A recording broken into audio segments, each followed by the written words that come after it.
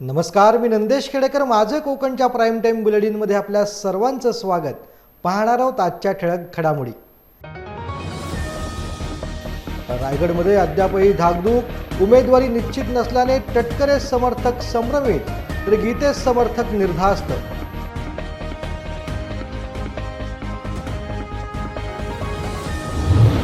सावर्डेत आगळा वेगळा शिमगोत्सव. सावर्डेत होळटे होमची परंपरा. जळके होळटे एकमेकांच्या अंगावरती मारण्याची प्रथा. आणि कांचन अधिकारी दिग्दर्शित व निर्मित जन्मरू हा मराठी सिनेमा प्रेक्षकांच्या भेटीला. दापोल येथे झाले होते चित्रपटाचं चित्रीकरण. स्थानिक कलाकारांनी पाहिला खेड सिटी प्राईड येथे चित्रपट. लोकसभा निवडणुका जाहीर झाल्या असल्या तरी रायगड लोकसभा मतदारसंघात अद्याप महाविकास आघाडीकडून उमेदवार निश्चित केला नसल्याने महाविकास आघाडीत धाकधूक सुरूच आहे. तटकरे यांना उमेदवारी मिळते की नाही यामुळे तटकरे समर्थक संभ्रमित आहेत, तर शिवसेना उद्धव बाळासाहेब ठाकरे पक्षाच्या गीते समर्थक मात्र सध्या निर्धास्त आहेत. आधीच भाजपबाबत असलेली नाराजी त्यात तटकरे भाजपबरोबर गेल्याने रायगडमधील मतदारसंघामध्ये निर्माण झालेली नाराजी यामुळे तटकरे यांच्या उमेदवारीबाबत आणि विजयाबाबत मतदार उलटसुलट सध्या चर्चा करत आहेत. या सगळ्या गोष्टींकडे पाहत असताना भरत गोगावले यांचे पुत्र विकास गोगावले हे देखील लोकसभेची उमेदवारी मिळावी यासाठी मोर्चे बांधणी करत असल्याचं मतदारसंघामध्ये बोललं जात आहे. एकंदरीत बघितलं जर का भरत गोगावले यांचे पुत्र विकास गोगावले यांना लोकसभेची उमेदवारी दिली तर विजय निश्चित होईल का, हाही रायगड मतदारसंघातील नागरिकांना पडलेला प्रश्न आहे. मावळ रायगड लोकसभा जिल्हा कार्यकारिणी आढावा बैठक पेडमध्ये पार पडले. आगामी लोकसभा निवडणुकीच्या संदर्भात रायगड मतदारसंघात उमेदवारीवरून रस्सीखेच सुरू असताना भाजप, शिवसेना, राष्ट्रवादी काँग्रेस यांच्याकडून दावे प्रतिदावे करत असताना काल भाजपच्या प्रसाद भोईर यांनी युतीच्या काही नेत्यांवरती आगपाखड केली होती. त्यालाच प्रत्युत्तर शिवसेना जिल्हाप्रमुख राजाबाई केणी यांनी पेण येथे झालेल्या मावळ रायगड लोकसभा जिल्हा कार्यकारिणी आढावा बैठकीत सडेतोड उत्तर देताना सांगितलं की युती धर्म आमच्या नसानसात आहे आणि आमचे नेते महेंद्र शेठ दळवी यांचा शब्द हा अंतिम शब्द असतो, त्यामुळे आम्ही शब्दावरती ठाम असतो. असे असताना शेका पक्षातून आता भाजपात आलेल्यांनी आम्हाला युती धर्म शिकू नये असा इशारा त्यांनी दिलाय. पाहूयात नेमकं काय म्हणालेत राजाभाई केणी.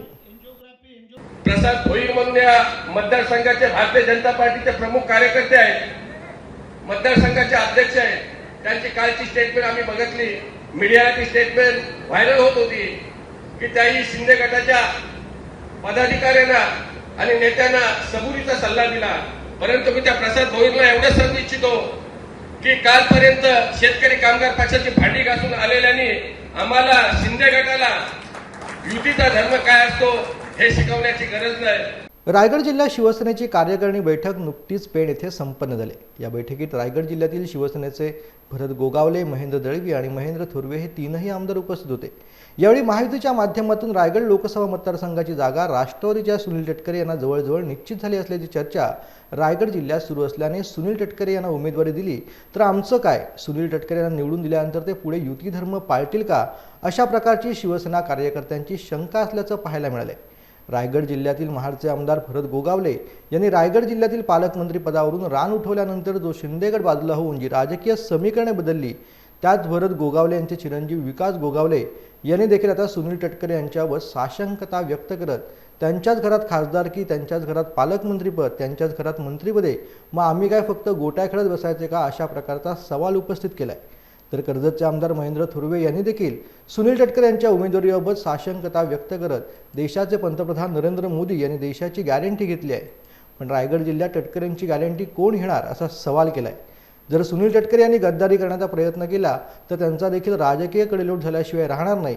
युती धर्म आम्ही पाळणार, युतीचा जो उमेदवार असेल त्याला निवडून आणण्यासाठी आम्ही अतोनात प्रयत्न करणार. मात्र भविष्यात तटकरे यांनी देखील युती धर्म पाळावा असा सल्ला आमदार महेंद्र थोरवे यांनी सुनील तटकरे यांना आजच्या शिवसेनेच्या जिल्हा कार्यकारिणीच्या बैठकीतून दिलेला आहे.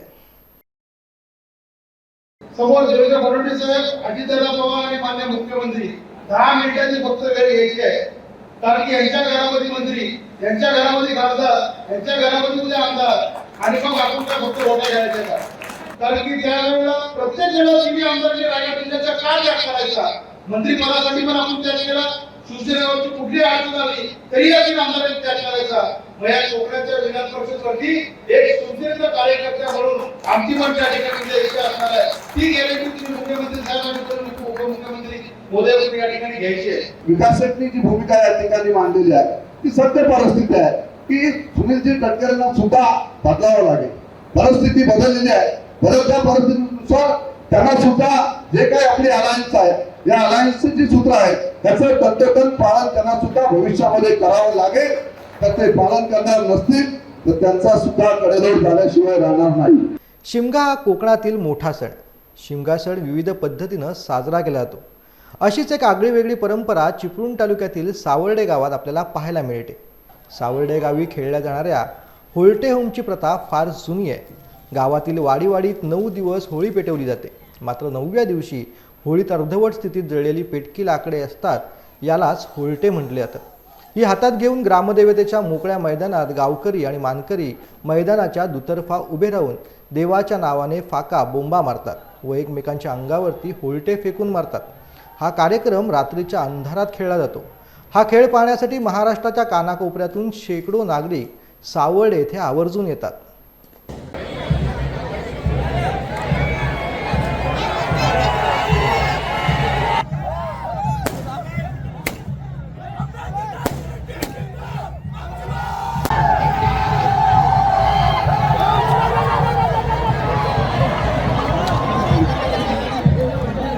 गोल्टे बघ.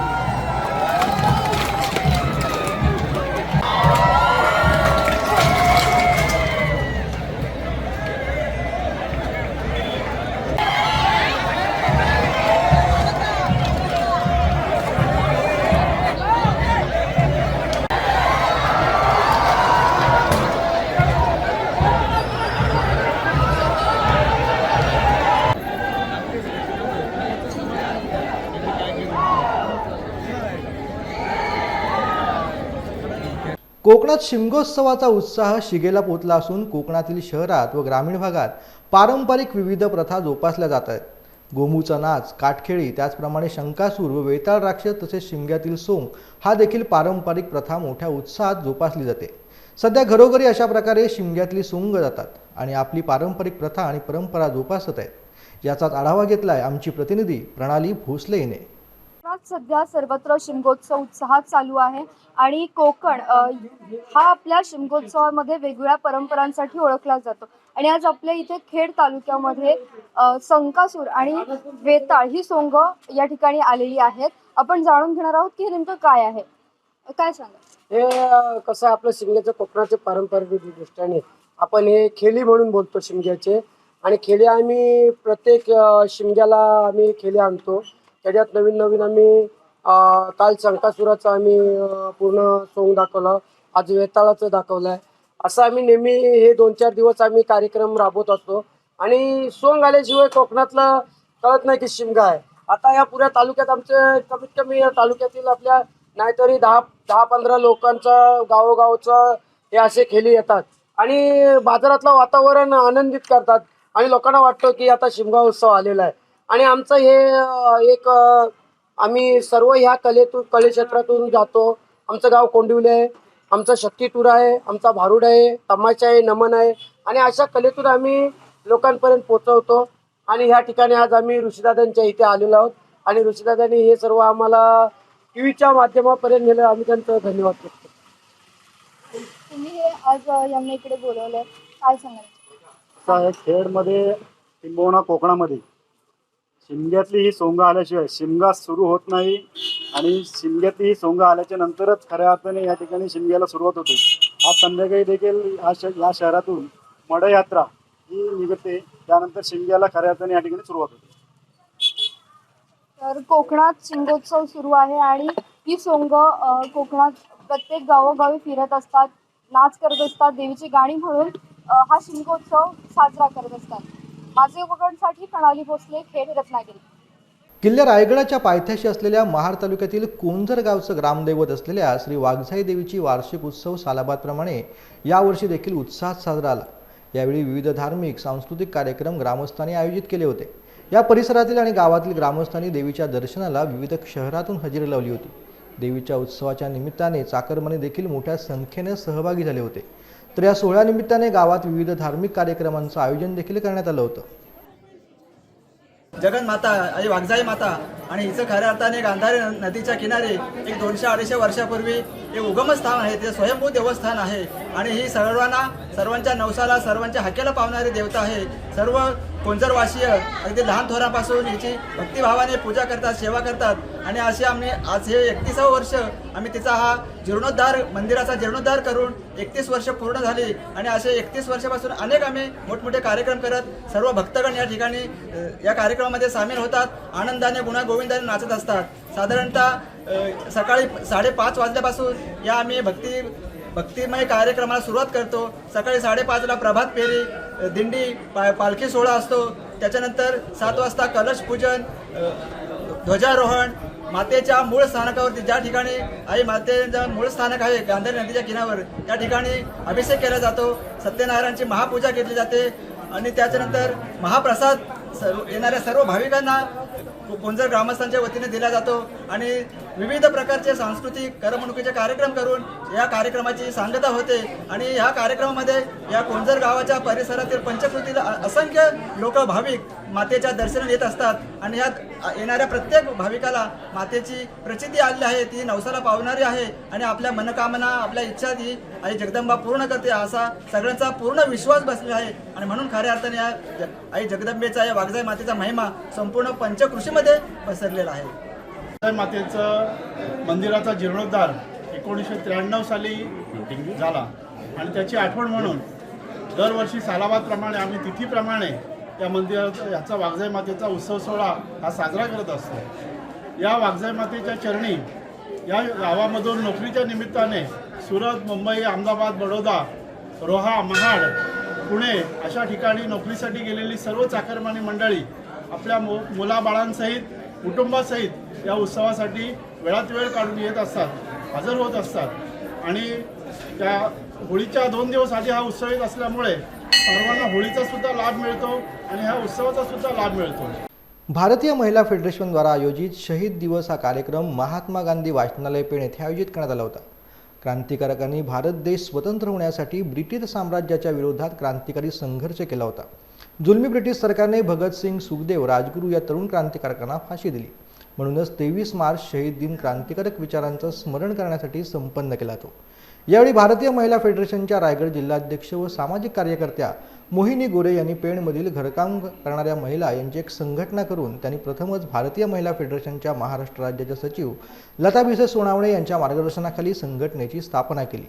विविध शासकीय योजना, कामकाजाचे तास, महिन्यातून 2 पगारी सुट्ट्या तसेच पेन्शन योजना या संदर्भात शासन दरबारी आपला पाठपुरावा सुरू असल्याचं त्यांनी प्रतिपादन केलंय. यावेळी आमदार जयंतभाई पाटील यांनी मोहिनी गोरे यांचं हे काम कौतुकास्पद असून त्यांनी जिल्हा पातळीवरती अशी संघटना बांधून महिला कामगारांना जो न्याय देण्याचा प्रयत्न चालवलेला आहे त्याला आम्ही संपूर्ण सहकार्य करू असं आश्वासन यावेळी दिलंय. इन्कलाब जिंदाबादचा नारा देत क्रांतिकारी विचारांचा आजच्या शहीद दिनी जागरण कृती करावी ही अपहार्यता प्रतिपादित केली. कुन्नूरची राणी चेन्नम्मा यांनी ब्रिटिशांविरुद्ध सर्वप्रथम लढा दिला आणि या प्रेरणादायी लढ्याला आज 200 वर्ष पूर्ण झाले. त्या निमित्ताने त्याचं प्रकाशन भारतीय महिला फेडरेशनच्या विचारमंचावरती आमदार जयंतभाई पाटील यांच्या हस्ते जाहीरनामा प्रकाशन करून करण्यात आलं. या कार्यक्रमाच्या वेळी जयवंत पाटील, जोहेकर, CR म्हात्रे, गोरेसर, अतुल म्हात्रे, सुजाता पाटील, महादेव दिवेकर, राजू कोरडे, महेंद्र ठाकूर, भारती वडवळ इत्यादी अनेक महिला व पुरुष कार्यकर्ते उपस्थित होते. ऑल इंडिया धनगर महासंघ कार्यकारिणी जाहीर झाले. रायगड जिल्हाध्यक्षपदी प्रकाश उघडे तर उपाध्यक्षपदी सुनील दादू कोकले यांची नुकतीच निवड करण्यात आली. महाराष्ट्रात धनगर समाजातील विद्यार्थ्यांची शैक्षणिक प्रगती व्हावी यासाठी दराखोऱ्यात जाऊन मुलांना शिक्षणाचं महत्त्व पटवून देऊन समाजात शिक्षणाची क्रांती घडवण्यासाठी प्रदेशाध्यक्ष प्रवीण काकडे हे अहोरात्र मेहनत घेत असून गोरगरीब वंचित मुलांना दत्तक घेऊन त्यांना शैक्षणिक साहित्य वाटप करण्यासाठी ते प्रयत्न करत आहेत. रायगड जिल्ह्यातही नवीन कार्यकारिणीच्या माध्यमातून आम्ही अशा सामाजिक उपक्रमासाठी प्रयत्न करणार आहोत. यावेळी ऑल इंडिया धनगर समाज महासंघ महाराष्ट्र राज्य कार्यकारिणी सदस्यपदी संतोष जिमा घाटे, डॉक्टर राजाराम हुलवान, मारुती गोरड, महाराष्ट्र राज्य कार्यकारिणी सचिवपदी अरुणा अण्णासाहेब वावरे, रायगड जिल्हाध्यक्षपदी प्रकाश भागू उघडे रायगडकर तसेच उपाध्यक्षपदी सुनील दादू कोकळे, प्रभारी रायगड जिल्हा अध्यक्षपदी आनंदराव कचरे, खालापूर तालुकाध्यक्षपदी किरण हिरवे, सुधागड तालुकाध्यक्ष गणेश बापू बावदाने यांची नुकतीच निवड करण्यात आली. त्यांना नियुक्तीपत्रक प्रदेशाध्यक्ष प्रवीण काकडे यांच्या हस्ते देण्यात आले. तर काकडे यांनी सर्व नवनिर्वाचित पदाधिकारी यांचं अभिनंदन करून पुढील वाटचालीस शुभेच्छा दिल्यात.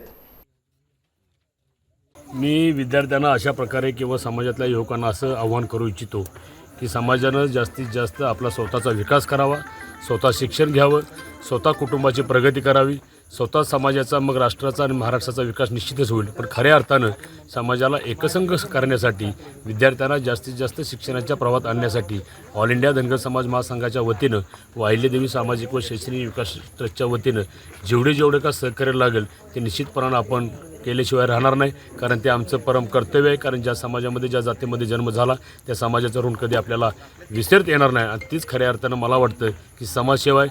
समाजाची सेवा केल्याशिवाय आपण स्वस्थ बसून चालणार नाही. कारण इतर समाज बांधव खूप मोठ्या प्रमाणामध्ये युवा वर्गाला आणि विद्यार्थ्यांना शिक्षणात प्रवाहात आणण्याचं काम करत असतात. व तशा प्रकारे धनगर समाजामध्ये ते प्रमाण कमी आहे. आणि म्हणून ऑल इंडिया धनगर समाज महासंघ आणि त्याची कार्यकारिणी सर्वतोपरी विद्यार्थ्यांना आणि त्याच्यामध्ये प्रामुख्यानं डोंगरी भागातल्या आणि जंगलातील राहणारा जो वर्ग आहे त्या सगळ्यांना शिक्षणाच्या आणि मुख्य प्रवाहात आणल्याशिवाय आपण राहणार नाही. म्हणून आपण आजच्या या कार्यक्रमाच्या निमित्तानं सर्वांना आवाहन करतोय की 7 जिल्ह्यामध्ये जे डोंगरदऱ्यामध्ये धनगर समाज आणि इतर समाज बांधव राहतात त्यांना शिक्षणाच्या प्रवाहात आणल्याशिवाय समाजाची प्रगती होत नाही. त्यांना शिक्षणाचं प्रवाहाचं महत्त्व पटवून देण्यासाठी ग्राउंड लेवलला जाऊन प्रत्येक धनगर वाड्या वस्त्यावरती निश्चितपणानं आपण जाणार आहोत. होळी पौर्णिमेनिमित्त आयोजित केलेल्या द्राक्ष महोत्सवात हजारो हिरव्या द्राक्षांनी दगडूशेठ गणपती मंदिरातील गाभारा व सभामंडप सजला होता. श्रीमंत दगडूशेठ हलवाई सार्वजनिक गणपती ट्रस्टतर्फे मंदिरात साजरा झालेला द्राक्ष महोत्सव पाहण्याकरता पुणेकरांनी मोठी गर्दी केली. कंपनीच्या शेतकऱ्यांनी पिकवलेल्या निर्यातक्षम व रसायनविरहित 2000 किलो द्राक्षांची आरास करण्यात आली होती. यावेळी ट्रस्टचे उपाध्यक्ष सुनील रासणे, कोषाध्यक्ष महेश सूर्यवंशी, कंपनीचे व्यवस्थापकीय संचालक विलास शिंदे यांसह सह्याद्री फार्मर्स प्रोड्युसर कंपनीचे पदाधिकारी देखील उपस्थित होते. ही द्राक्षे नंतर भाविक, अनाथाश्रम, वृद्धाश्रम, ससून रुग्णालयात प्रसाद म्हणून दिली जाणार आहेत. द्राक्षांच्या हंगामात सलग 3ऱ्या वर्षी अशा पद्धतीची आरास मंदिरात केली गेली. दगडूशेठ गणपती मंदिराच्या गाभाऱ्यात संपूर्ण सभामंडपात केलेली आकर्षक आरास पाहण्याकरता भाविकांनी सकाळपासूनच गर्दी केली होती. हिरवी द्राक्षे हिमोग्लोबिन वाढवतात, त्यामुळे द्राक्षांचं सेवन करणं हे आरोग्यदृष्ट्या उपयुक्त असल्याने अनाथाश्रम, वृद्धाश्रम व ससून रुग्णालयात द्राक्षांचं प्रसादरूपी वाटप करण्यात येणार आहे. श्री स्वामी समर्थ फाउंडेशन शिरगावच्या वतीनं चिपळूण तालुक्यातील विविध स्तरातील 60 बहुमोल योगदान देणाऱ्या व्यक्ती, संस्था यांना पुरस्कार प्रदान करण्यात आले. यामध्ये 2024चा उत्कृष्ट अभियंता पुरस्कार हा खर्डा केमिकल्स लिमिटेडचे देवघर गावचे सुपुत्र मनोज गणपत मोरे व कात्रोली चिपळूण गावचे सुपुत्र शरद शांताराम वालोपकर यांना प्रदान करण्यात आला आहे.